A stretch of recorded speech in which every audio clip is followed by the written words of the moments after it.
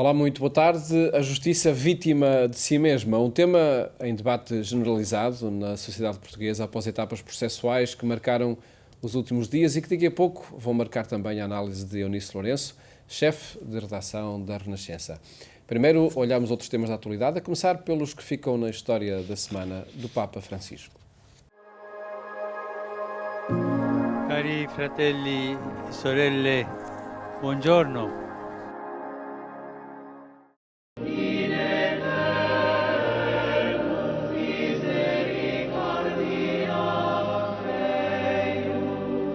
O Papa saiu do Vaticano para celebrar a festa do Domingo da Misericórdia junto à Praça de São Pedro, uma celebração sobre o tema central do pontificado que marca para Francisco a diferença entre uma fé verdadeira e uma religiosidade de fachada. Solo se accogliamo l'amore di Dio potremo dare qualcosa di nuovo al mondo. Così hanno fatto i discepoli. Misericordiati sono diventati misericordiosi. Lo vediamo nella prima lettura. Gli Atti degli Apostoli raccontano che nessuno considerava sua proprietà quello che gli apparteneva, ma fra loro tutto era comune. Non è comunismo, è cristianesimo allo stato puro. Non rimaniamo indifferenti. Non viviamo una fede a metà, che riceve ma non dà, che accoglie il dono ma non si fa dono. Siamo stati misericordiati, diventiamo misericordiosi. Perché se l'amore finisce con noi stessi, la fede si prosciuga in un intimismo sterile. Senza gli altri diventa disincarnata. Senza le opere di misericordia muore. Esta missa contou simbolicamente com a presença de um grupo de reclusos e reclusas, uma representação de enfermeiras do Hospital do Espírito Santo de Sácia, pessoas com deficiência, uma família de migrantes da Argentina, jovens refugiados e um voluntário da Caritas Síria, além de missionários da Misericórdia que foram instituídos durante o último jubileu extraordinário.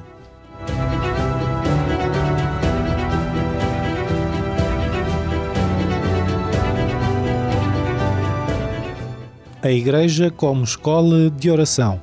Francisco insiste na necessidade de rezar, em família e em comunidade, para que nenhuma mudança perca de vista a vida espiritual e a fé.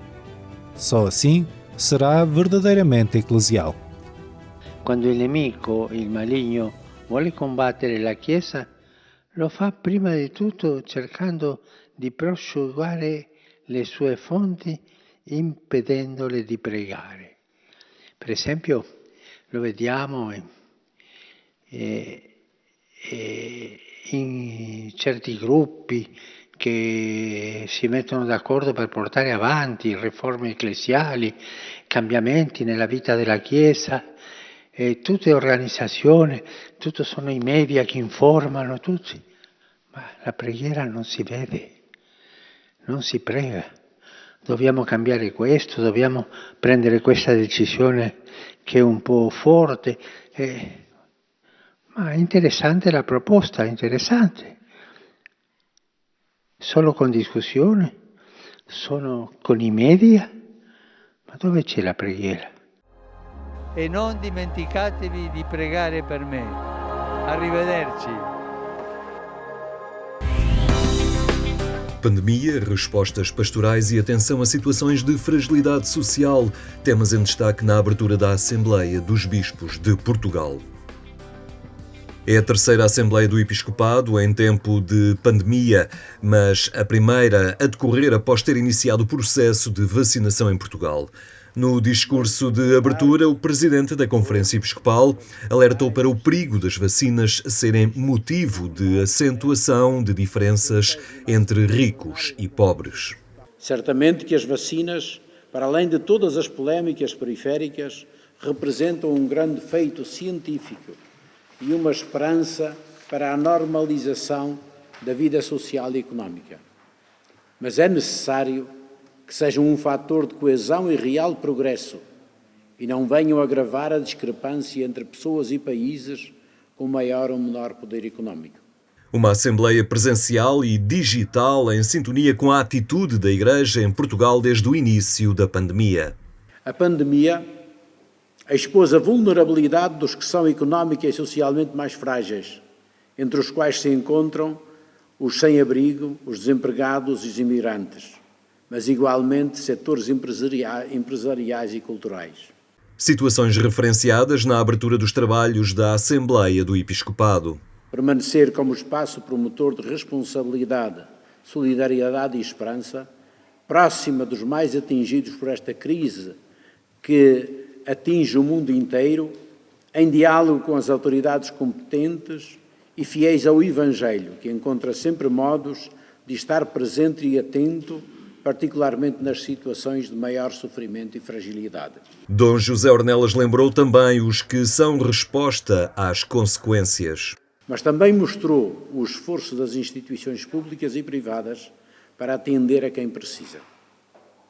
Quero sublinhar, mais uma vez, o papel dos que diretamente têm cuidado dos que foram afetados pela crise, não só nos hospitais e outros serviços públicos, mas também nas casas de família e nos lares de idosos, muitos dos quais são instituições da Igreja, bem como o precioso contributo das comunidades eclesiais na ajuda próxima a quem carece de bens essenciais à vida.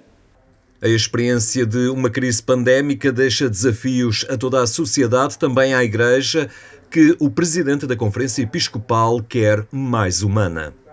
Conscientes da situação em que vivemos e dos desafios que temos pela frente, procuramos também nesta Assembleia não simplesmente voltar ao passado, mas aprender com esta difícil travessia da crise pandémica, a fim de encetar uma realidade mais humana e mais inspirada no projeto que nos apresenta o Evangelho para a Igreja e para o mundo ferido em que nos encontramos. As catástrofes naturais em Timor-Leste e as situações de terrorismo e de guerra em Cabo Delgado foram lembradas na abertura dos trabalhos da Assembleia do Episcopado, que termina esta quinta-feira em Fátima. A paróquia de Lolé, na diocese do Algarve, está a viver a festa da Senhora da Piedade, a Mãe Soberana, como é popularmente conhecida. Realiza-se com restrições, mas com a presença de fiéis e transmissões online.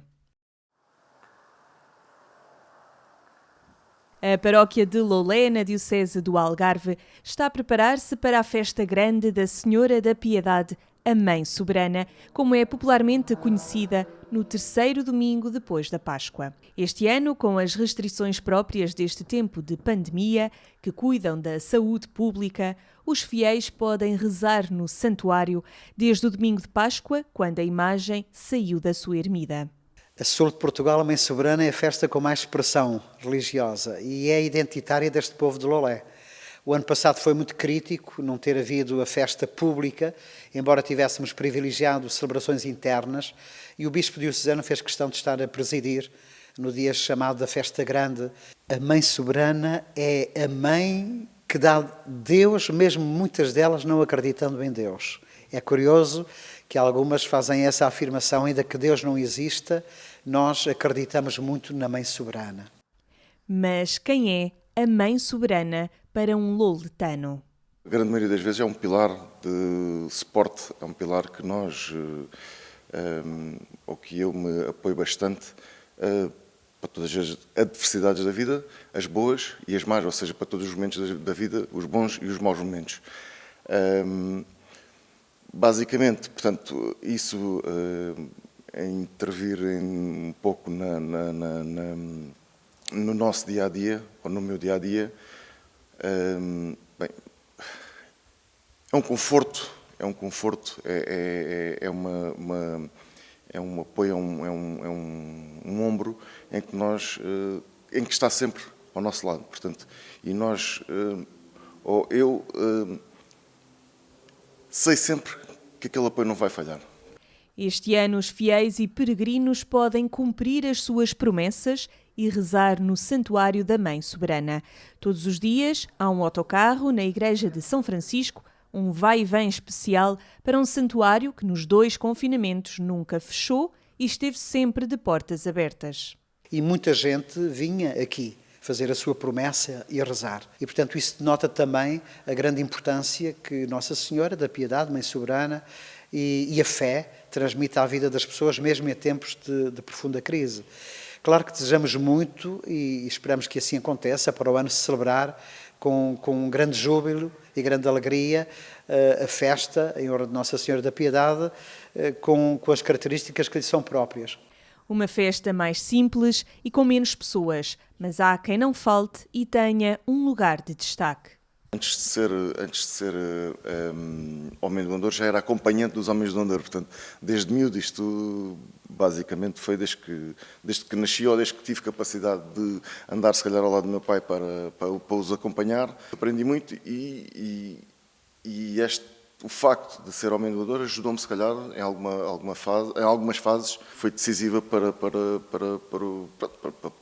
a adolescência e a juventude que nós passamos, não é? Os 8 homens do Andor têm uma grande responsabilidade e sentem esse peso. Não querem desiludir, em primeiro lugar, a Nossa Senhora da Piedade e depois todos aqueles que representam. Nós somos representantes de todas as pessoas que ali vão. Privilegiados ou não, de sermos homens do Andor, quer dizer, nós carregamos, para além da Mãe Soberana, carregamos toda a responsabilidade, que é deixar todo aquele povo bem na chapa, não é? As festividades em honra da Mãe Soberana remontam a 1553, data da edificação da capela que lhe é dedicada. O arcebispo de Évora, Dom Francisco Senra Coelho, foi convidado para a pregação e a orientação espiritual dos últimos dias e vai presidir a festa grande no domingo, dia 18 de abril.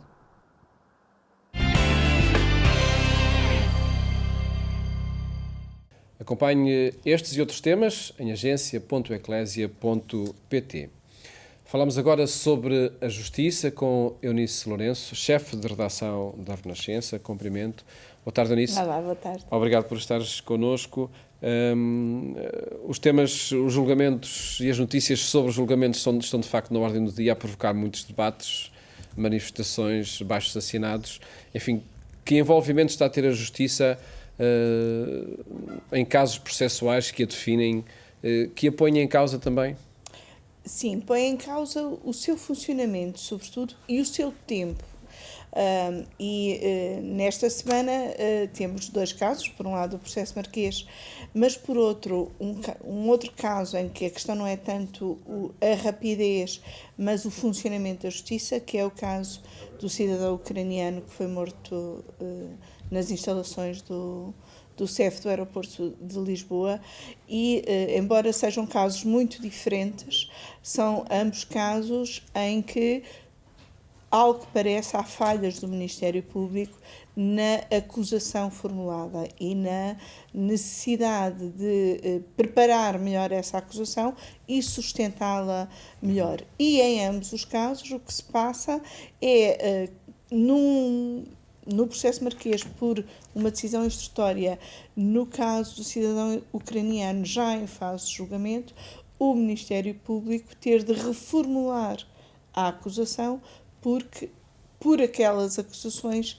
feitas, não terá a condenação que pretende ter. No caso do cidadão ucraniano, será passar de uma acusação de homicídio para ofensas corporais graves.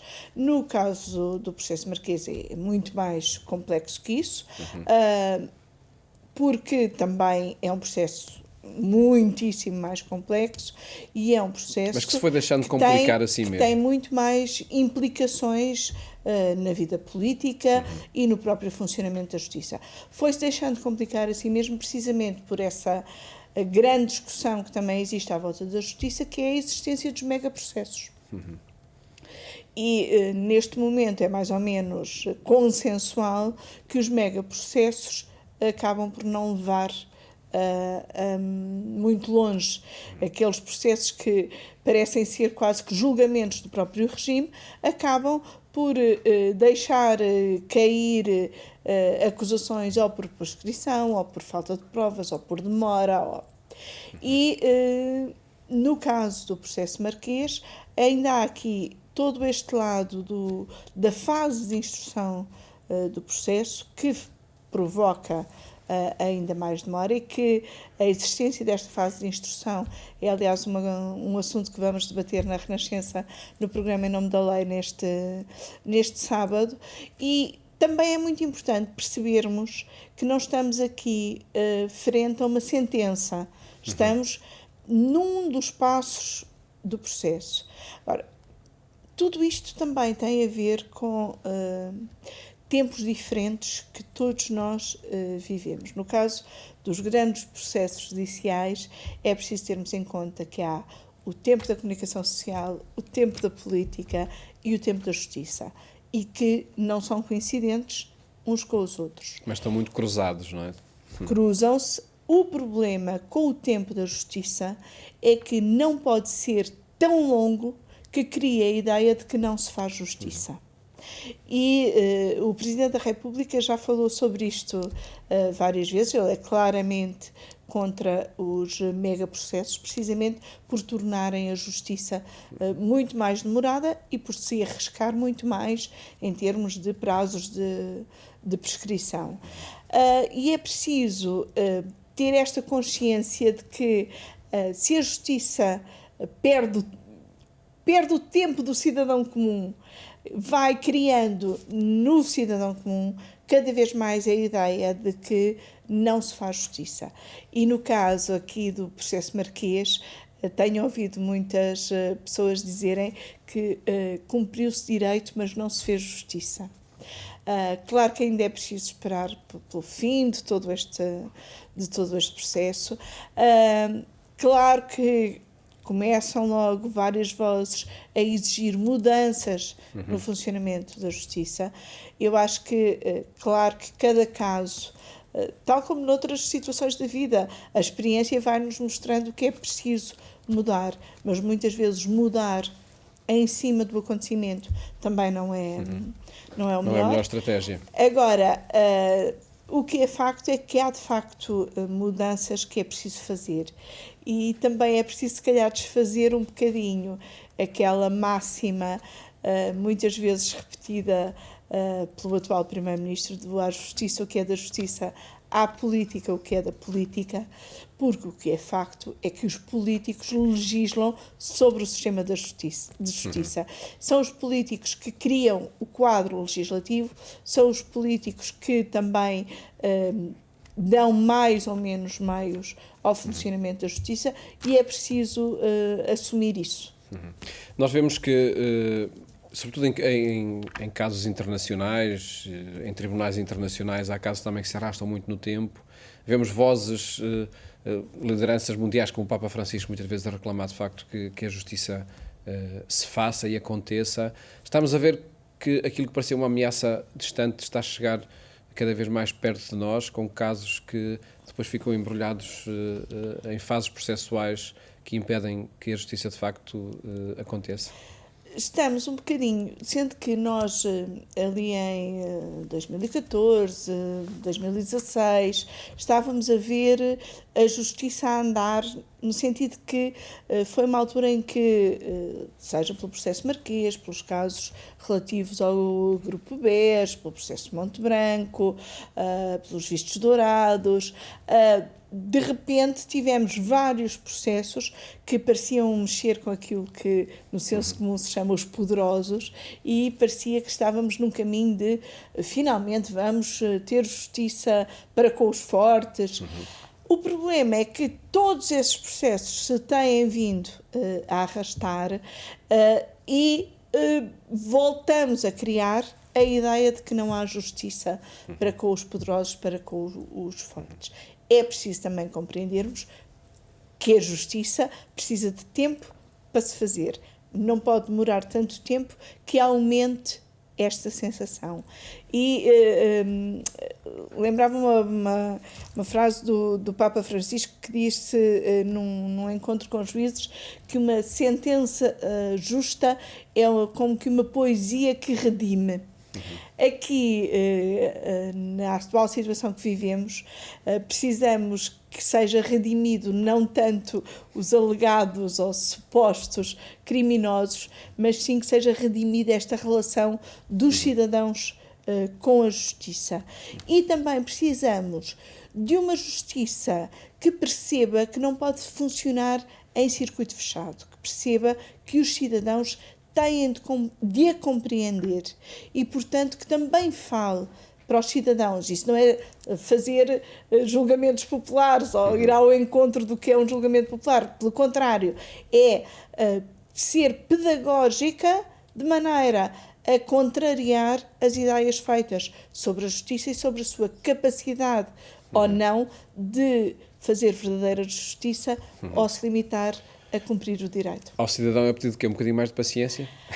É preciso um bocadinho mais de paciência e também um bocadinho mais de tentativa de compreensão, de perceber, por exemplo, neste caso, que não estamos face a uma sentença que não é o final, processo, que o processo não acaba aqui, e também é preciso vigilância, porque eu acredito que a vigilância dos cidadãos, mesmo quando mostra um bocadinho de impaciência, faz com que o sistema também se sinta olhado e perceba que tem de falar para toda a sociedade e não só para dentro de si próprio. Eunice, muito obrigado pela tua análise a estes casos de justiça, esperando que ela de facto não seja vítima de si mesma por aquilo que vai acontecendo. Até à próxima semana, se Deus quiser. Esta noite regressamos à sua companhia na Antena 1, quando forem 22h45. Votos de uma ótima tarde. Até amanhã, se Deus quiser.